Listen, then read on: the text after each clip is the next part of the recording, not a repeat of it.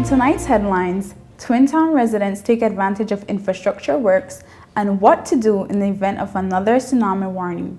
These stories and more on this week's edition of Belize Now. Thanks for joining us on this Friday, January 26, 2018. I am Erin Guzman.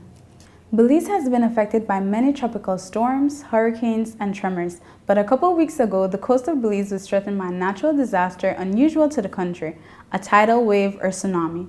Janelle Rodriguez found out more about tsunamis and the seriousness of their impact. Here's more.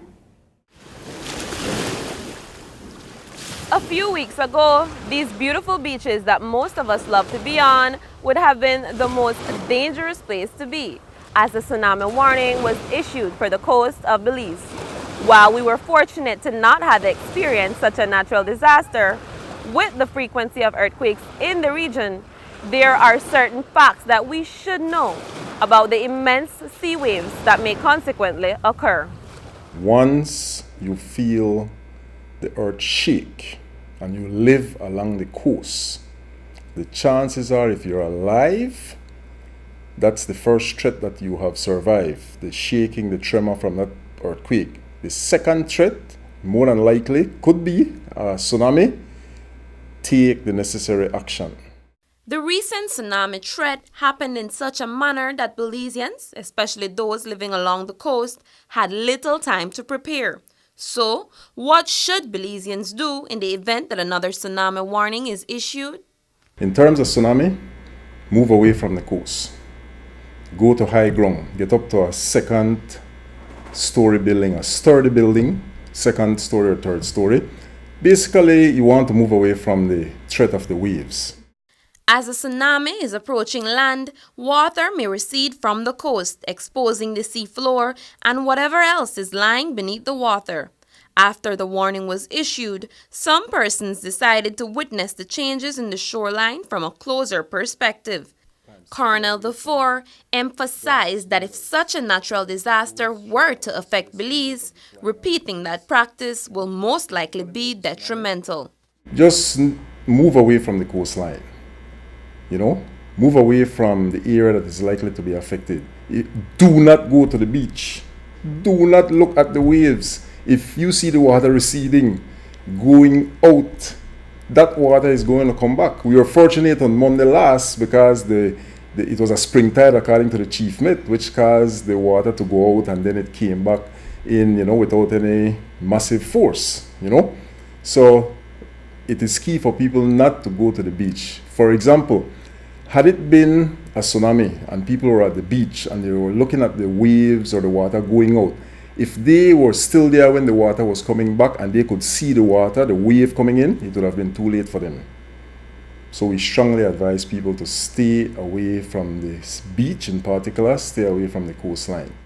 Minister of Transport and NEMO, Honorable Edmund Castro, explained to us what is in place to respond to the phenomena of tidal waves. We use all the equipment possible at our disposal, the fire engine, the police. So we try to alert all the residents, especially in the low-lying areas along the coast, to wake them up and let them know what we are about to face. Minister Castro also explained the differences that make a tsunami response much more challenging than responding to the threat of hurricanes. Well, hurricane is a lot easier for us because we are able to plan for a hurricane sometime up to a week or a little bit more, depends on how long this hurricane will be dancing in front of us. So we have more time to move, we have more time to mobilize and to inform our people. In terms of tsunami now, as soon as the earthquake happens, we will then have to go into gear now that know that this can trigger into a tsunami along our entire coastline. So a tsunami, you have less warning time. With the increase of earthquakes in the region, tsunami response procedures must and will be enhanced. According to Colonel Shelton DeFore, progress is already being made. Our evacuation procedures have to be updated. We will ramp up and intensify our training in terms of tsunami, as an example. We have started that in Belize City. Last year at Salvation Army, we did some tsunami training. We are going to roll it out into more schools. We have been doing it down in the south, up in the north, along the coastal communities. We need to do far more for Belize City. We have now 2 staff present in Belize City, so we'll increase, our disaster preparedness effort in Belize City. So we will take on the challenge in terms of the multi-hazard approach in preparing the citizenry for the various types of threat that Belize can face. We are going back to our documents, and we have seen that we indeed found some literature on tsunami advisory before. So we will try to make sure that we ratchet up the information to the primary schools, to the high schools, and to the entire nation to advise them on tsunami, which seems to be the new norm for us now in this region from earthquake, tsunami. In the event that another tsunami warning is issued, the public is urged to cooperate in issued safety procedures. Heed the advice and alerts from NEMO or the warning, and you have one life. We are doing our part. We are asking you, to do your part so that as a nation we can safeguard our people. We may not have the capacity to prevent natural disasters, but we do have the ability to protect ourselves. For Belize Now, I am Janelle Rodriguez. The twin towns of San Ignacio and Santa Elena have seen tremendous infrastructural development over the last years. Our Belize Now team visited the area to see the works firsthand. Just over 23 miles to the west of Belmopan sits a colorful sign in a roundabout, welcoming you to Santa Elena. This sign also pinpoints the start of the government of Belize's 4th road project, the San Ignacio-Santa Elena Bypass Project, which has benefited both Santa Elena and its sister town of San Ignacio. Jose Encalada, project engineer with the Project Execution Unit of the Ministry of Works, oversees the project and gave us an overview of the works. The first, just as far as numbers goes, was the upgrading of Loma Luz Boulevard from the George Price Highway to Trapeach Road, or where the new bridge will begin. So that's the extent of the first project. The second contract naturally would be the bridge, the new bridge and its approaches, the riverbank approaches. The third contract is what we call the upgrading of Branchmouth Road from Branchmouth Road to Joseph Andrews Drive. This section is a short road, but it's a brand new road. There was no road there before. It was bush. So scope-wise, that was a fairly big project, but length-wise, it was probably the shortest section. The fourth contract or lot was the upgrading of Joseph Andrews Drive from where it intersects the new road, Branchmouth, what we were calling Branchmouth Road, to Old Benke Road and back to George Price Highway in the vicinity of Cahalpech area. The works were executed between 2012 and 2017, with the final project, the new Macau River Bridge, coming to completion in July 2017.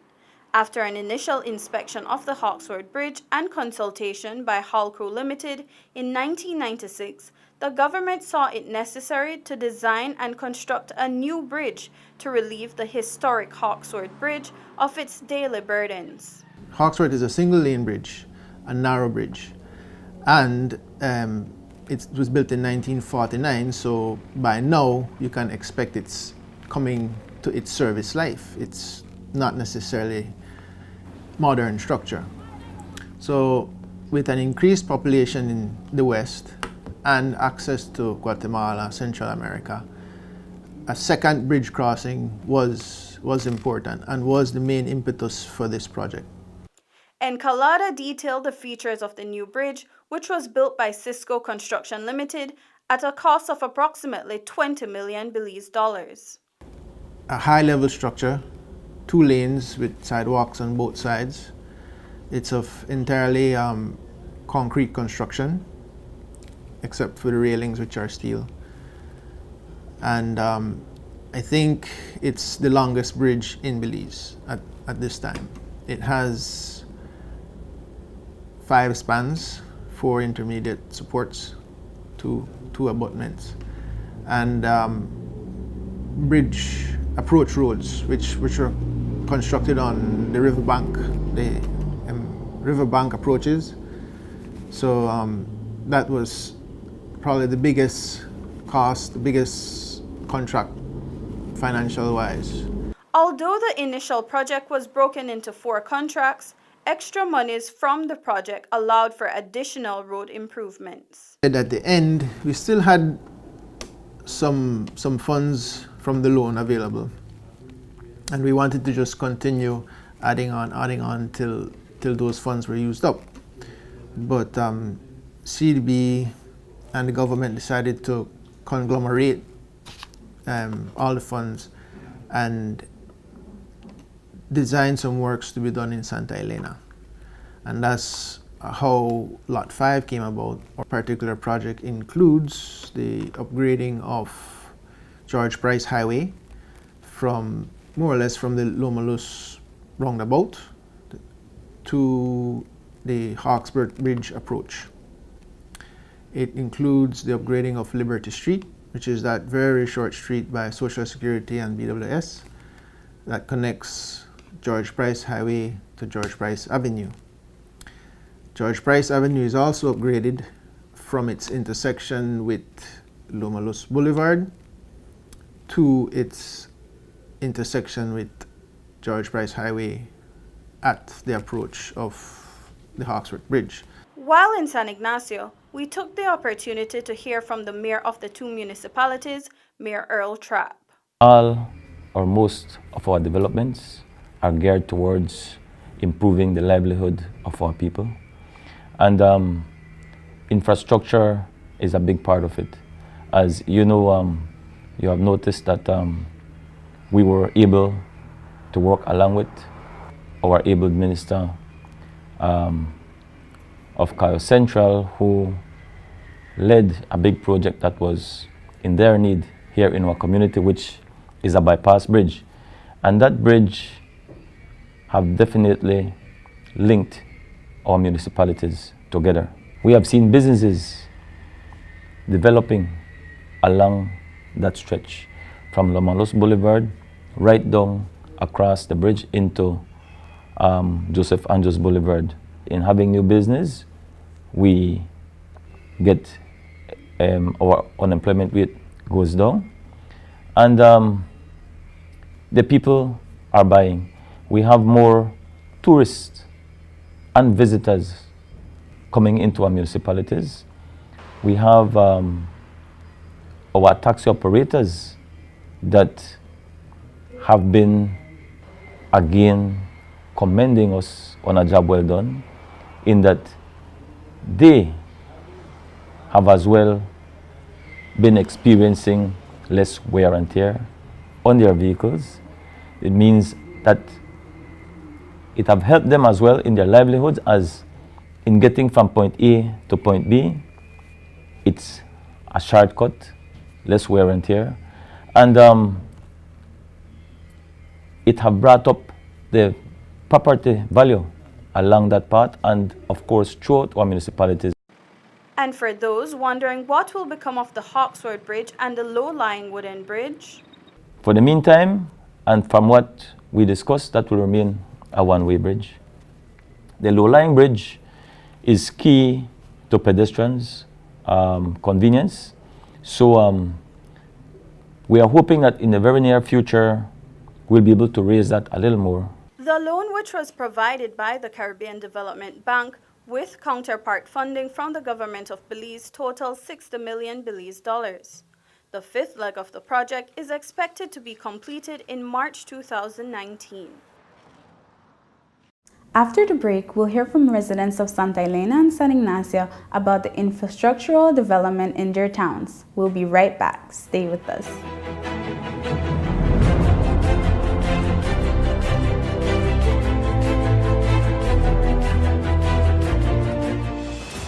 The new Belize City Civic Center is taking shape at the foot of the Balkan Bridge and is expected to be completed by December 2017.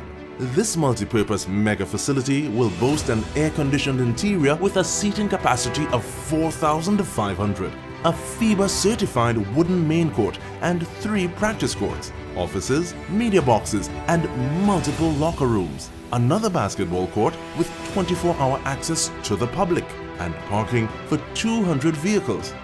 This $33 million investment highlights a new era of world-class sporting infrastructure for the entire country of Belize.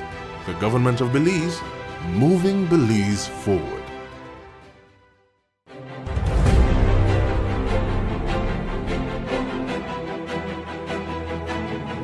Earlier, we showed you the significant infrastructural development in the Twin Towns over the last 5 years, and our Belize Now team had an opportunity to chat with some residents about the progress. Here's more. So what do residents and business owners think of the new infrastructure? Well, we got a chance to hear from a few with businesses in Santa Elena. Just being able to get into town, it's so much easier. On a very personal note, just to exercise, to be able to walk with the sidewalks. Now we have sidewalks to be able to walk in lit areas. Along the new highway here, what used to be a lot of dead space and dead land, now you see people are investing and buying property and putting up things. And those that haven't sold, you see that they have elevated whatever they have there to a new level. So you could see that it's bringing a lot of business to our area. In the infrastructure that is happening in Santa Elena right now, I see it as a positive move because it will be something good for our citizens, because we will have sidewalks safer for the children to walk to go to school, and also it uplifts our community. Indeed, for business owners like Patricio Molina of Western Leather, the new Loma Luz Boulevard offers his business of 30 years an opportunity to expand. He says he will be purchasing new machinery for his business. It's better off now because you have the main road now.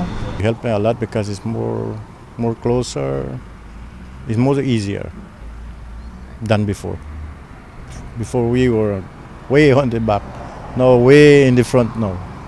With its growing population and a booming tourism industry, the Fourth Road project is a welcomed addition. When you now enter into the Santa Elena area, it's so welcoming. There's a beautiful Santa Elena sign, the roundabout, well lit. It changes people's perspective of what people used to think Santa Elena was about. And now it's like, this is really the entrance to our Twin Towns. For Belize Now, I am Janelle Mencias.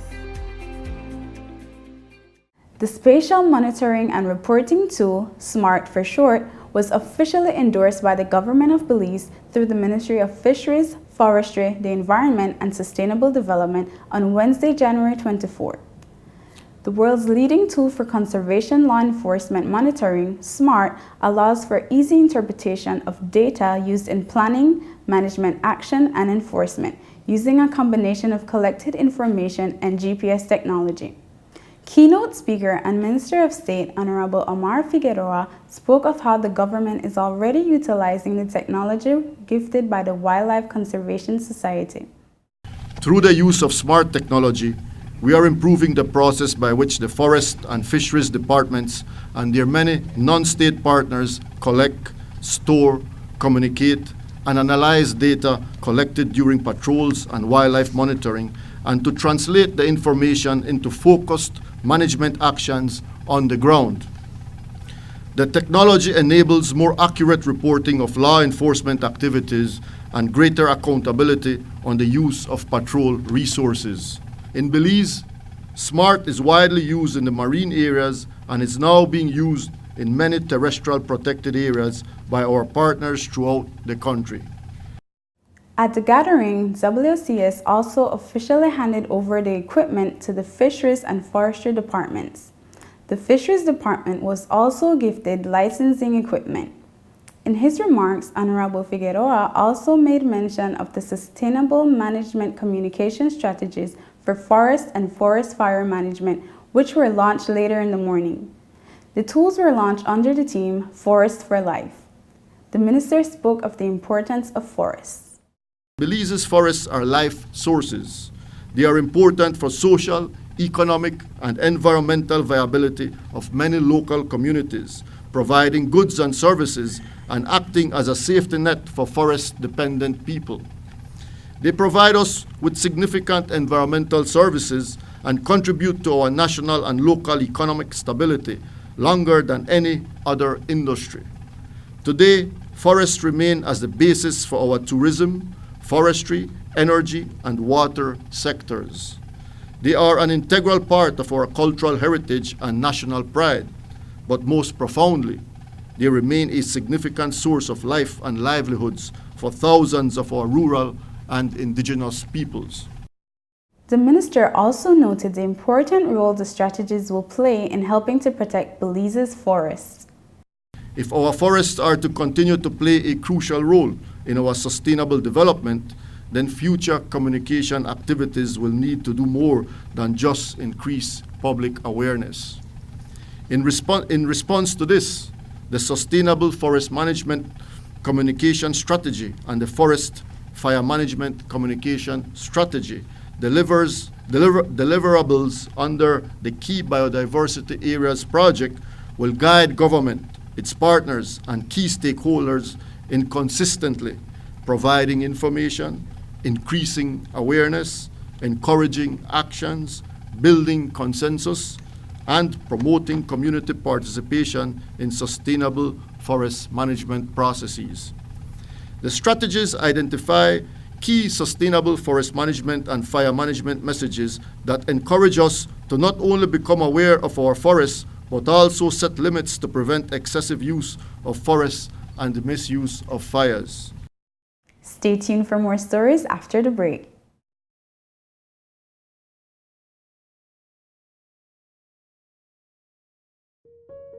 Every day when my daddy gets up to go to work, he says this is for me to have a better life. But I say, Daddy, we have a better life. Mommy don't have to leave home to wash my clothes anymore. We don't have to go all the way to a pump and back home those heavy buckets. No, Mommy just have to turn on the pipe and wash up and make we bathe as long as we want. Even the school teacher make we wash we hand the pipe instead of a nasty bucket like before. See, Daddy, life is better with water than life.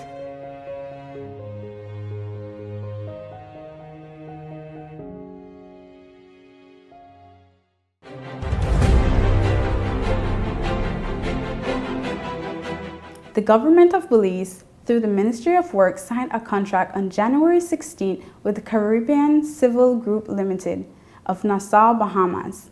The agreement is for the feasibility study and final design for the upgrading of 5.6 kilometers of Crooked Tree Village Road and Causeway to paved standard. The contract sum is for $375,097.18 US or $750,183.76 Belize. The scope of the work includes a climate vulnerability assessment, hydraulic and flood risk modeling, a community vulnerability assessment, a gender sensitivity feasibility study, an environmental and social impact assessment, a preliminary and final detailed design of the Crooked Tree and Causeway. We're quite keen to provide the service and deliver a successful project in partnership with the Ministry of Works. We see from the Crooked Tree Village good representation here this morning, and quite frankly, in the next week or so, you'll see us, our team around, and so feel free to dialogue with them. Crooked Tree is a part of Honorable Edmund Costra's constituency. Honorable Costra said that the project marks another milestone in the development of that village and is a dream come true for the people and for him.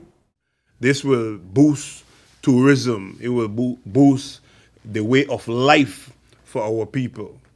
It is very difficult for you to want to go to a shop, want to go to work, want to go to school, and it was not happening. It was really, really bad. You can't get in groceries, everything that by boat or dory or canoe. So I think we are once again very thankful. The transportation gonna be better, people gonna be in and out, and no water. Cause like when I'm there and then you have to cross by boat, I feel like even though I don't want to leave the village, I feel like I'm in prison because I have to depend on the Coast Guard boats to cross us, and they only do it, at certain times to run with the bus. But now with this new road and the improvement, I could get in my vehicle and leave whenever I want to go. The study is being jointly funded by the Government of Belize and the Caribbean Development Bank and is expected to commence by January 29, 2018, with completion within 8 months thereafter. Another contract was signed on Wednesday, January 24, between the Government of Belize and Tycrope and Sons Limited in the amount of $20,540,823 Belize dollars to carry out the rehabilitation works for Section 2 of the George Price Highway. The project will substantially improve road connectivity within Belize's main districts through the upgrading of road infrastructure between Belmopan and Santa Elena. Section 1 of the project includes the replacement of the Rain Creek Bridge, while Section 2 of the project involves rehabilitation of 15.335 kilometers commencing at Rain Creek Village to Blackman Eddy Village, Cayo District. The scope of the rehabilitation work includes horizontal and vertical realignment of the roadway to meet international safety standards, as well as the upgrading of drainage and construction of runoff channels to improve climate resilience of the road. The project will also address the replacement of major culverts at key locations, clearing of the road reserve, removal of any obstructions, construction of safety barriers, increase road signage, and support the maintenance of the works once the rehabilitation is completed. It is anticipated that works will commence immediately and will bring much needed relief to motorists and residents that use the road on a daily basis. And that's it for this edition of Belize Now. If you want to provide feedback or send in your comments, please feel free to email us at info@pressoffice.gov.bz or visit our Facebook page and let us know what you think. We look forward to hearing from you. Have a great week. Until next time.